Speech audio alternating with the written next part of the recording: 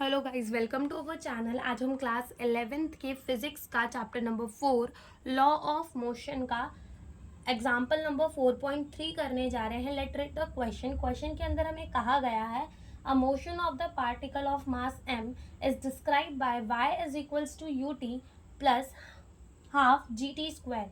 Find the force acting on the particle. तो हमें motion of the particle का एक इक्वेशन दिया हुआ है, that is y is equals to ut plus half g t square, और हमसे पूछ क्या लिया गया है, फोर्स पूछ लिया गया है। ठीक है, तो अगर तुम देखो तो फोर्स तो हम कैसे निकाल देंगे, न्यूटन की सेकेंड लॉ ऑफ मोशन से force is equals to m a. ठीक है, उससे हम निकाल देंगे। लेकिन बात आती है कि हम एक्सेलरेशन कैसे निकालें, तो इसके लिए तुम्हें यूज करना पड़ेगा अपना काइनामेटिक का नॉलेज। ठीक है, काइनामेटिक्स में तुमने जो भी पढ़ा मोशन इन स्ट्रेट लाइन में, ठीक है, वहाँ की नॉलेज तुम्हें यहाँ यूज करनी पड़ेगी। तो अगर तुम देखो तो ये जो होता है ना, ये हमारा क्या होता है, ये हमारा होता है पोजीशन। ठीक है, पोजीशन। तो पोजीशन, तो जब भी हम किसी y का डिफरेंशिएशन करते थे, यानी कि अगर हम dy बाय dt करेंगे तो हमें क्या मिलता था, वेलोसिटी मिलता था। तो बस हमें dy बाय dt करके यहाँ पे क्या निकाल लेनी है, वेलोसिटी। तो वेलोसिटी क्या होगी हमारी, यहाँ पर हमारी वेलोसिटी क्या होगी, वेलोसिटी होगी हमारी dy बाय dt।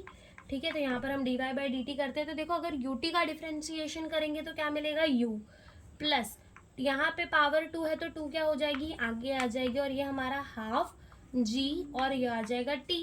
2 से 2 कैंसिल हो जाएगा, तो यहाँ पे हमारी वेलोसिटी क्या आ गई, u प्लस जी टी। ठीक है, वेलोसिटी क्या आ गई, u प्लस जी टी। ऐसे ही जब हमने वेलोसिटी का डिफरेंशिएशन करते हैं तो हमें मिलता है एसेलरेशन। तो एसेलरेशन कैसे मिलेगा, dv बाई dt करके। तो कर दो dv बाई dt। u का डिफरेंशिएशन, किसी भी कांस्टेंट का डिफरेंशिएशन होगा 0, और gt का डिफरेंशिएशन क्या बचेगा, g। तो यहाँ से हमें एसेलरेशन पता चल गया, क्या होगा, g। Now force is equals to, हमें पता है क्या होता है, मास इंटू एसेलरेशन। तो ये हमारा मास इंटू एसेलरेशन क्या हो जाएगा, g। तो फोर्स कितना लगेगा हमारा, एम जी। तो इस क्वेश्चन के अंदर हमसे यही पूछा गया है, बस y का डिफरेंशिएशन करके वेलोसिटी निकाल दो, वेलोसिटी का डिफरेंशिएशन करके एसेलरेशन निकाल दो, और फोर्स बता दो कि फोर्स हमारा क्या होगा, एम जी।